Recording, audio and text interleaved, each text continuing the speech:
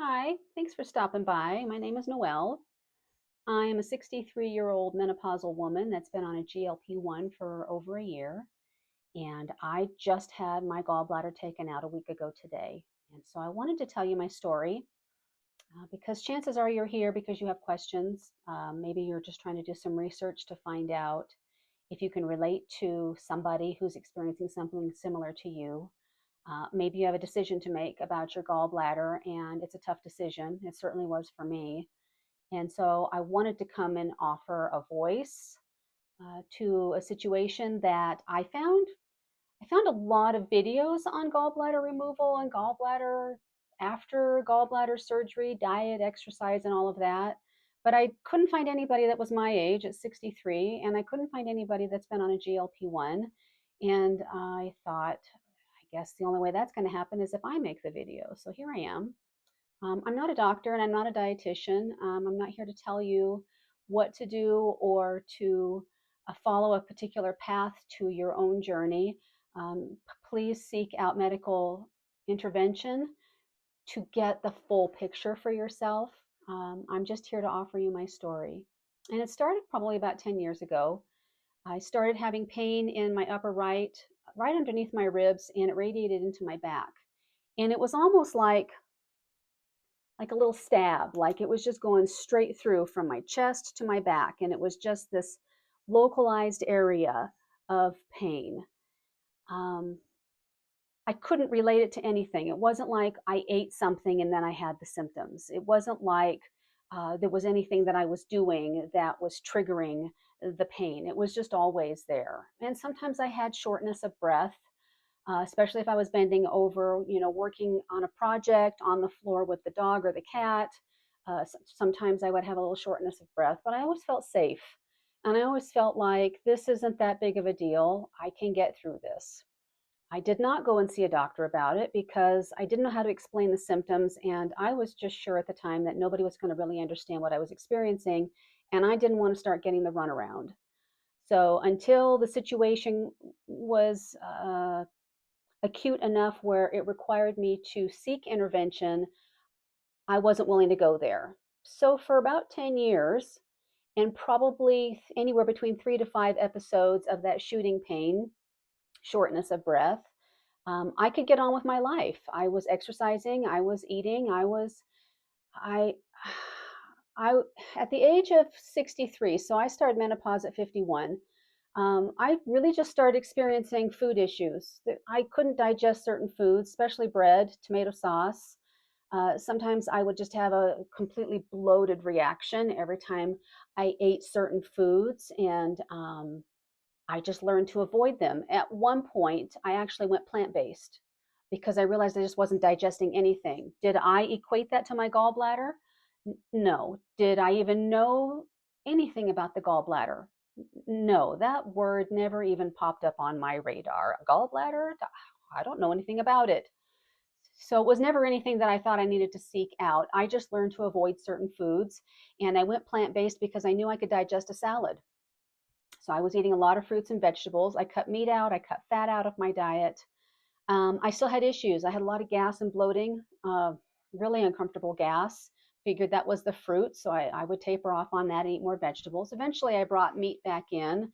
Eventually, I went off of plant based and just started eating regularly because I don't know, at the age of 60, I just got really tired of manipulating food. I wanted to eat what I wanted to eat. And I just got really tired of restrictive dieting. And I'm not a big eater, so I ate everything in moderation. And I'll say the one thing, going plant based, I cut out all sugar, so I no longer craved candy bars and cookies, and I still don't. So to this day, that's not a big deal for me.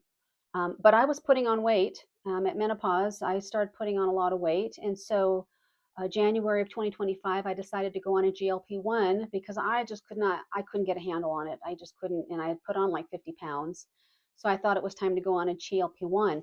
I did hear that you could have gallbladder issues with a GLP-1. I understood that. But none of the things that I had been experiencing up to that point led me to believe that it was my gallbladder that was causing any problems. I just was having digestive issues. That's all I knew. Menopause, lack of hormones. I ended up going on hormone therapy. If you are my age, anywhere in my age in the menopausal range, I would strongly encourage you to talk to your doctor about hormone therapy, just because when the hormones leave the building, everything starts shutting down. Digestion, thyroid, uh, everything starts shutting down. And so I knew I needed to get that straightened out. And so I addressed that first before I even went on the GLP-1. Once I went on the GLP-1, I started dropping weight, maybe about half a pound a month, or a week, I apologize, half a pound a week, nothing significant. And so if I started in January, by November, I had lost 24 pounds, and then the weight just stopped. I wasn't dropping anymore. I was not dropping any more weight. I could have gone up in dose with the GLP-1. Maybe that would have helped me to drop more weight after that, but I was still eating in a calorie deficit, and I don't have a big appetite. And so, the only other factor that I would have to take into consideration is cutting out fat and eating a lot more protein. And I tried. I really tried. I think I did pretty good with the protein, eating full fat butter, full fat yogurt. I don't have a sweet tooth, so I'm not eating a lot of sugar. Carbohydrates, a little, maybe more than I think I am. But by February of this year, the pain showed up again. And I dealt with it because I'm like, oh, there you are. I'm familiar with you. I know who you are. I don't know what your name is, but I've experienced you before. So I'm here for it. I was exercising. I was doing weightlifting, weight bearing exercises 3 days a week. And I was trying to walk 2 other days of the week, trying to stay really active and eating. And um, I still wasn't dropping any weight. And then by February, I had a flare up with that pain again. Only this time it didn't go away. And then in March, um, I went and saw my doctor because I thought, well, maybe I just need to get my hormones tested. If I'm not dropping any weight, my fingernails are getting really dry, I have very low energy, maybe my thyroid is off. So I went and talked to my doctor about my thyroid, and we're going to take a look at my estradiol, my estrogen. And so I went and had some blood work done for that. But before she released me from her office, she says, are you having any other aches or pains? And I said, well, come to think of it, I have this pain here, and I think it's just my liver. And she says, no, that sounds like your gallbladder. That's the first time I ever heard the word gallbladder said to me. And I thought, okay. So I came home, went to University of YouTube, and I started looking up gallbladder stories and situations. And I started putting all the puzzle pieces together. And then one morning I woke up, and I had a flare up. I was breaking out in a cold sweat. I felt like I had some kind of an infection running through my body. I was all quivery and shaky, and decided I probably better go get this checked out. So I didn't go to the doctor, and I didn't go to urgent care because I knew that neither one of them were set up to even run any kind of tests. They would send me there later, and I needed to see somebody immediately. So I went to the emergency room. They did EKGs because they needed to check my heart. Anytime you say chest pain, they're going to check your heart, especially at the age of 63. And they did an ultrasound. They did some blood work, no infection in the body. But the ultrasound came back and showed gallstones. So before the doctor released me, she says, you're going to have that taken out. I'm like, oh, hell no. I've been here before. I know what this pain is. I'm just going to take some pills, and I'm going to get it all figured out. So you can take Tudka, you can take Stone Breaker. I took both of those. They weren't doing the trick. As time passed, I realized the pain was not going to go away. The pain was not going to go away. The pain was not going to go away. It wasn't tied to anything that I ate. It was always there. So I want you to imagine something. I want you to imagine going out to your garden or your yard, taking a shovel full of dirt and grabbing a clump of it. Bring it up to your chest, right where the gallbladder goes, and imagine how that feels in your hand holding on to that. Imagine how that feels in your chest cavity. That's how it felt for me the whole time. It never went away. If anything, at night it got worse. In the morning, I could get up and take a little Tylenol and I could get through the day. But the pain got much more nuanced. It was shooting up my back. It was going across my shoulders. It was up underneath the base of my skull. And then I started having vertigo. And that really messed me up. That just really messed me up. And the longer I dealt with this, so that was March. And of course, I'm telling you this story and it's in May. I ended up having the gallbladder removed. And so it was not an easy decision. I talked to a lot of friends about it. I watched a lot of YouTube videos. I tried to do as much research as I possibly could to make sure that I was making the right decision. But the decision became very easy the longer I I stayed in discomfort. It wasn't going away. And then I got to the point where it was starting to affect the quality of my life. I couldn't exercise.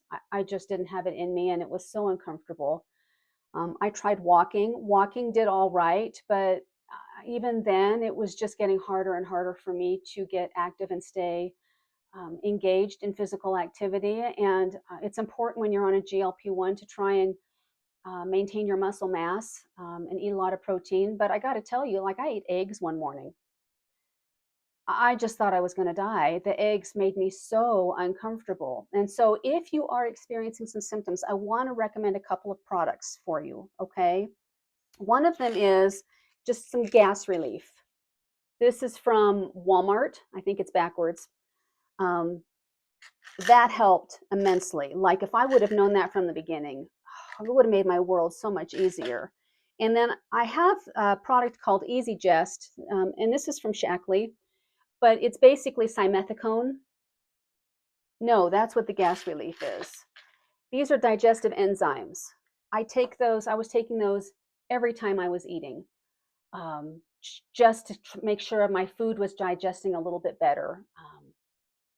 And it helped immensely. So those two things, a gas relief and a digestive enzyme, will help immensely if you're struggling with any kind of pain or discomfort after you eat. Um, yeah, I highly recommend it. So I ended up having the gallbladder surgery last week, and I am a completely new woman. I am. Oh my God! Like I was afraid for nothing. I guess I had to get as bad as I was before I could make the decision to have the gallbladder removed. It's almost like all this old energy, all this congested old energy left the building. My spirits are lifted. I feel lighter. I feel amazing. I'm able to eat everything that I ate before. I didn't have any any dietary adjustments whatsoever. I'm still in recovery. I still tend to overdo it, and that will kick my butt. I will get pretty tired. The doctor said to give it at least a couple of weeks before I start back with my weight bearing exercises, and I think I need to take it, even though that's a little difficult because some days I wake up and I feel pretty good, and I'll go out and work in the garden or something, and then I'll pay for it. So I've had to learn balance because I did feel so good afterwards. I almost felt invincible. My husband was just so surprised. He's like, because he had an appendectomy several years ago and it kicked his butt. And here I am wanting to get in the garden and work, and I felt great. I didn't have any issues sleeping. I could lay in bed, I could toss and I could turn. I can bend over, I can stand up, and I can sit down. I don't have any issues. And they did it laparoscopically. So they did an incision in my belly button and just below the rib cage, and then they did three other incisions. Normally they only do two. They do three. They did three incisions over on the side, and I haven't had my follow-up appointment with my doctor, so I am going to ask him why there's another hole that's there, because normally they don't normally do that. But he said I did have one gallstone in there the size of the end of his thumb. So if your gallbladder is about the size of a fist and you've got the size of a thumb, the end of a thumb in there, um, it stands to reason that it's going to be a little uncomfortable. So it definitely was. And I will ask him about it when I see him, some more details about that. So I want to do a little bit of a recap because I want to make sure I hit all of the bullet points. Um, Symptoms for me were chest and back pain, shoulder pain, neck pain, vertigo. I even had a problem with burning eyes. My eyes were really burny, um, almost to the point where my vision was a little bit blurred. I know that's kind of weird, but was that tied to the gallbladder? I don't know, but I don't have it right now. It seems to have disappeared, so that's a little bit better. Um, I don't seem to have any issues with dietary restrictions. I've had bread.